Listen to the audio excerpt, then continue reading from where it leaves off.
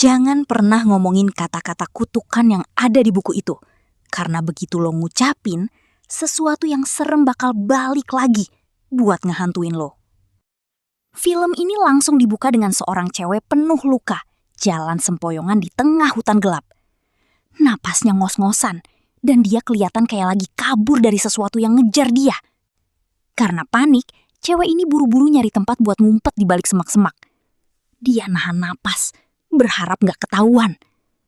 Tapi tiba-tiba, dua sosok misterius langsung muncul dari kegelapan, nyergap dia tanpa ampun. Sampai akhirnya, cewek itu pingsan di tengah hutan yang dingin dan mencekam.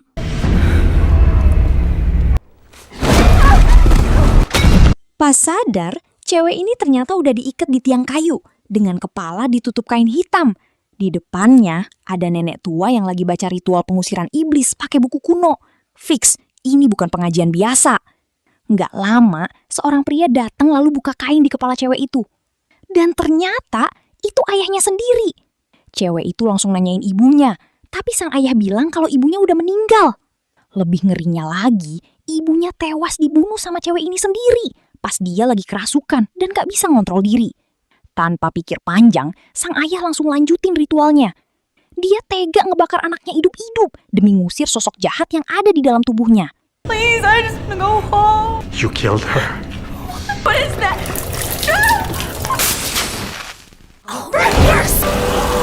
Saat api mulai membesar, sosok jahat itu akhirnya nunjukin dirinya.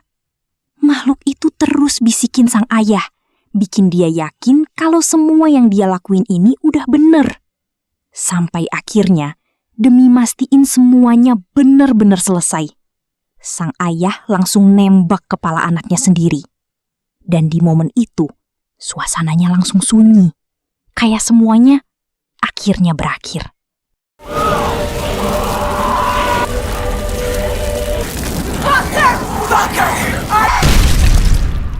Setelah kejadian mengerikan itu, cerita langsung pindah ke sebuah kabin tua terpencil di tengah hutan.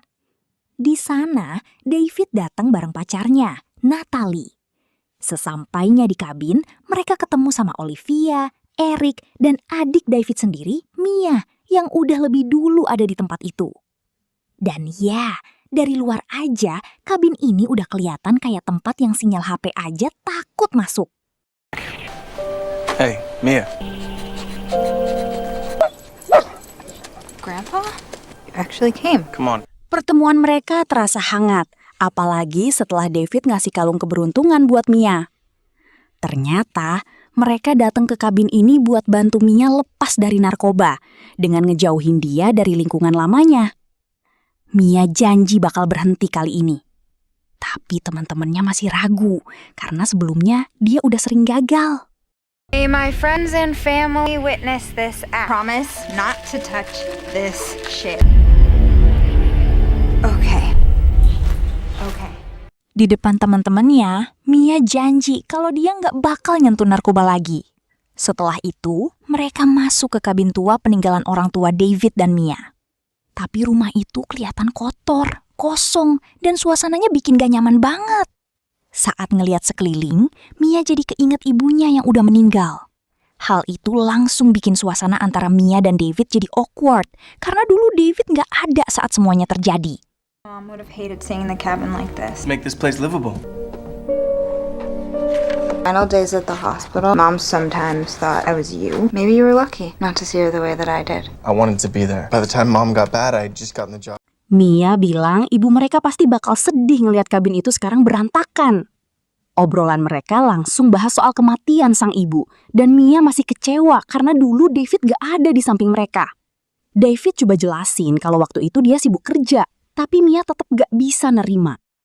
Di luar, Olivia ngingetin kalau Mia pernah janji berhenti sebelumnya, dan cuma kuat 8 jam. Belum juga sehari, udah kalah duluan. Karena itu, Olivia pengen Mia nggak dibolehin keluar dari kabin. Tapi David nolak buat maksa adiknya. We already tried this whole thing back in Flint last summer. Lasted 8 hours and quit. We don't want to let her leave. She asked me to take her home at some point. I'm gonna have to do it. Came here to make things better with my sister. Olivia masih nggak percaya sama Mia. Karena dulu, dia bahkan nggak kuat sehari buat berhenti. Tapi David tetap pengen bantu adiknya dengan caranya sendiri. Malam harinya, Mia tiba-tiba panik karena nyium bau busuk aneh yang gak dicium orang lain.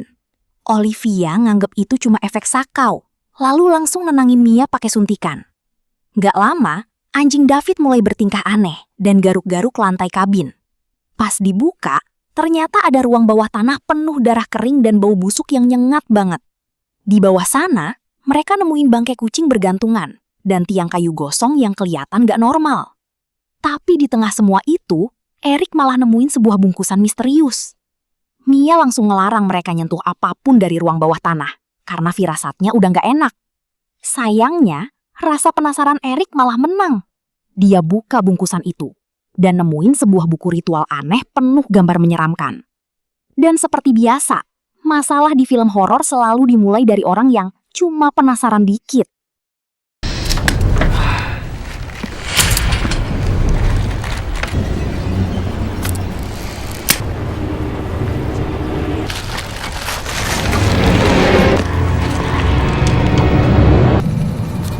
Di buku itu ada peringatan jelas kalau nggak boleh ada yang baca ataupun ngucapin isi tulisannya. Tapi bukannya berhenti, Eric malah makin penasaran dan tetap baca tulisan yang sengaja dicoret-coret itu. Ya beginilah, manusia kalau dilarang malah auto pengen nyoba.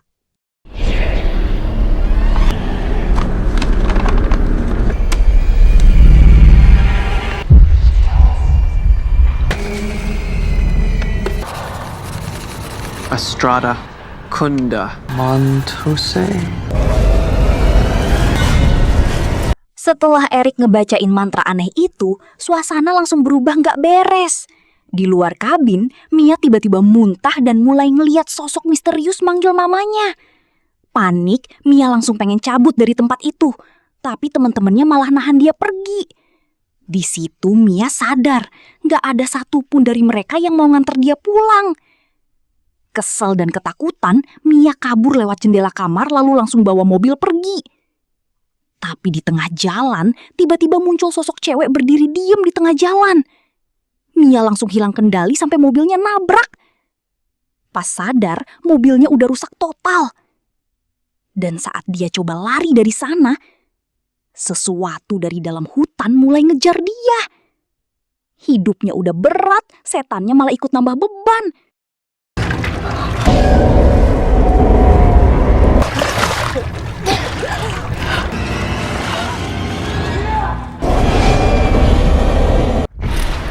Karena panik, Mia tiba-tiba jatuh ke semak-semak.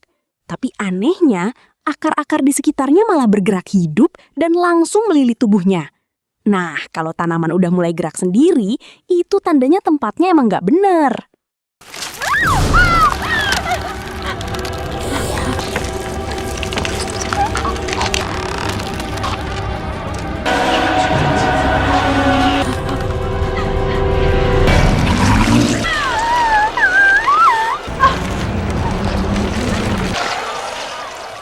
Dalam keadaan gak bisa ngelawan, sosok itu maksa masuk ke tubuh Mia dan mulai nguasain dirinya. Gak lama kemudian, David dan yang lain nemuin Mia lemas di bawah pohon, lalu ngebawa dia balik ke kabin. Olivia nganggep semua yang dialami Mia cuma halusinasi karena efek sakau. Tapi Mia terus maksa mereka buat pergi dari tempat itu, karena dia yakin ada sesuatu yang bakal nyakitin mereka semua. Sayangnya, gak ada yang percaya. Saat sendirian di kamar, Mia mulai ngeliat hal aneh lagi dari pantulan cermin. Kalau cermin udah mulai aneh, itu tandanya skincare bukan masalah utama lagi. Sementara itu, Eric makin dalam ngebaca buku misterius tadi dan sadar kalau isi ritual di buku itu mirip banget sama kejadian yang dialami Mia. Di sisi lain, David nemuin anjingnya sekarat di dekat palu penuh darah. Dan dari situ, suasana kabin makin terasa nggak beres.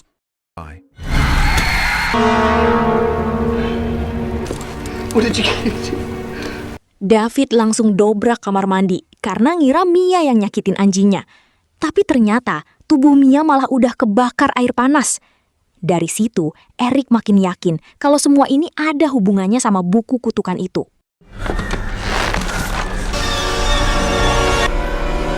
David akhirnya coba bawa Mia ke rumah sakit.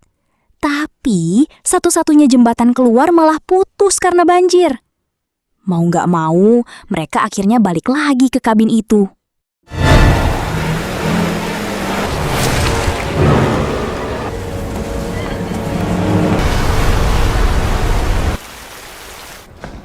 Suasana kabin makin kacau. Mereka mulai saling nyalahin satu sama lain. Eric juga bilang kalau kondisi Mia bakal makin parah. Dan bener aja, Mia tiba-tiba muncul lagi. Tapi kali ini wajahnya jauh lebih menyeramkan. Pas David coba nenangin dia yang lagi megang shotgun, Mia malah langsung nembak tanpa ragu. Negosiasinya gagal total.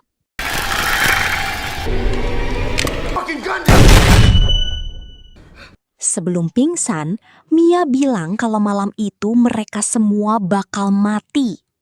Pas sadar lagi, Mia langsung nyerang Olivia, sampai akhirnya dikunci di ruang bawah tanah. Sementara itu, Eric mulai jelasin ke David kalau semua teror ini kemungkinan berasal dari buku misterius tadi. Tapi di kamar mandi, Olivia mulai ngeliat pantulan cerminnya berubah aneh. Tanpa sadar, dia malah mulai nyakitin wajahnya sendiri, persis kayak gambar ritual di buku itu. Kalau udah ngikutin tutorial dari buku setan, hasilnya pasti nggak bagus.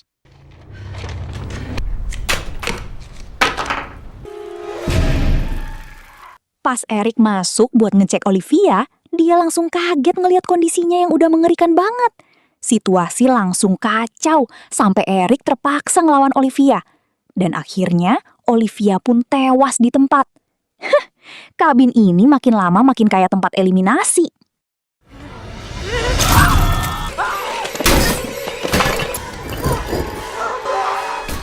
David dan yang lain langsung panik ngelihat kondisi Olivia dan Eric yang udah berlumuran darah. Di tengah kekacauan itu, Eric akhirnya ngaku kalau dia sempat baca mantra dari buku kutukan tersebut. Tanpa sadar, dia ternyata udah ngelepas sesuatu yang seharusnya nggak pernah dibangunin. Sementara itu, Natalie dengar suara Mia minta tolong dari ruang bawah tanah. Karena khawatir, dia langsung mendekat. Tapi ternyata itu jebakan.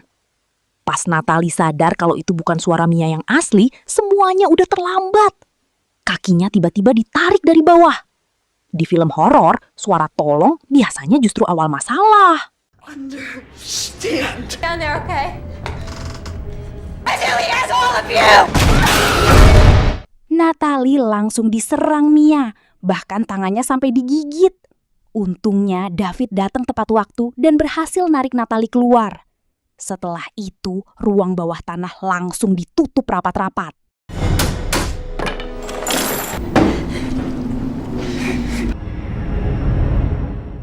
Karena ngerasa bersalah, Eric coba bakar buku kutukan itu. Tapi anehnya, buku itu sama sekali nggak bisa hancur. Eric lalu bilang, kalau sosok itu berhasil ngambil 5 nyawa, bakal ada teror yang jauh lebih parah. Dan satu-satunya cara buat ngehentiin semuanya adalah ngebunuh Mia. Tapi David masih nggak percaya. Dia yakin adiknya cuma sakit biasa. Sementara itu, luka gigitan di tangan Natalie mulai membusuk secara nggak normal. Setelah ngelihat Mia dari ruang bawah tanah, Natalie kayak kerasukan dan malah motong tangannya sendiri.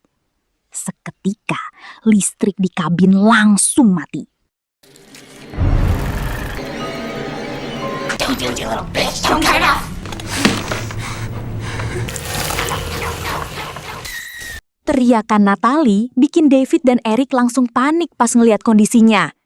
Di tengah kekacauan itu, Eric terus maksa David buat bunuh Mia demi ngehentiin semuanya. Tapi David tetap nolak karena dia nganggep Mia cuma sakit kayak ibu mereka dulu. Belum selesai debat, Natalie tiba-tiba nyerang mereka dari belakang pakai nail gun. David langsung berusaha nahan Natalie yang udah gak sadar penuh. Take it before she does. No! No! Beberapa saat kemudian, Natalie sempat sadar dan nangis nahan sakit di seluruh tubuhnya. Tapi gak lama setelah itu, dia meninggal di pelukan David karena kehabisan darah. Kematian Natalie akhirnya bikin David mulai percaya sama Eric. Dia bahkan sempat pengen bakar kabin itu buat ngehentiin semuanya. Tapi pas hampir dilakuin, Mia tiba-tiba nyanyiin lagu yang dulu sering dinyanyiin ibu mereka. Dan itu bikin David langsung ragu buat lanjut.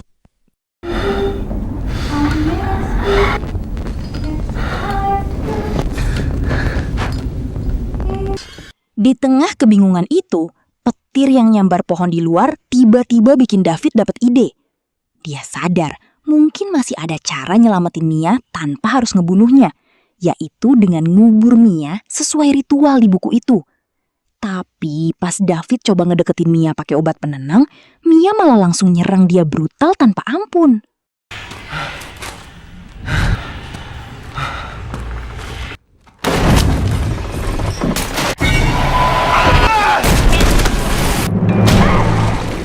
Di saat genting itu, Eric tiba-tiba datang nolong dan berhasil nahan Mia buat kabur.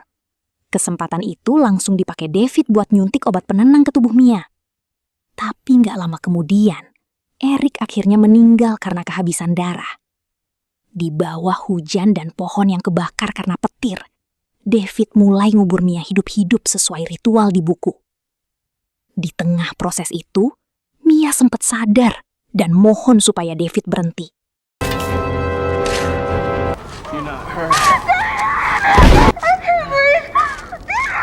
You will burn in hell alongside your junkies. Sebelum terkubur, sosok itu terus ngancam David kalau mereka semua bakal masuk neraka. Setelah api mulai padam, David langsung gali Mia lagi karena masih pengen nyelamatin adiknya. Dia coba nyadari Mia pakai alat kejut jantung seadanya. Tapi Mia tetap nggak ngasih respons apapun. David terus manggil nama adiknya sambil berharap Mia balik sadar.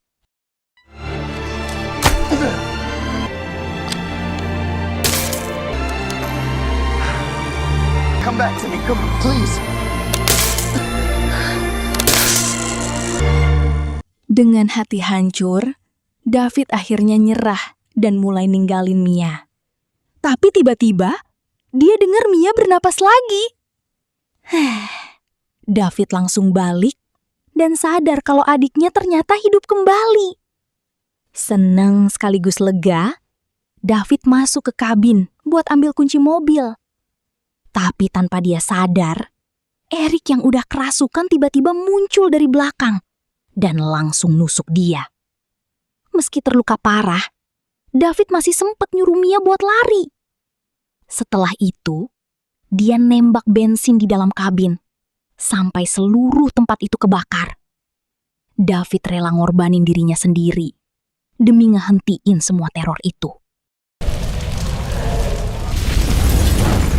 Dengan penuh kesedihan, Mia cuma bisa diem ngeliatin kabin yang terbakar sambil megang kalung pemberian David sebagai kenangan terakhir.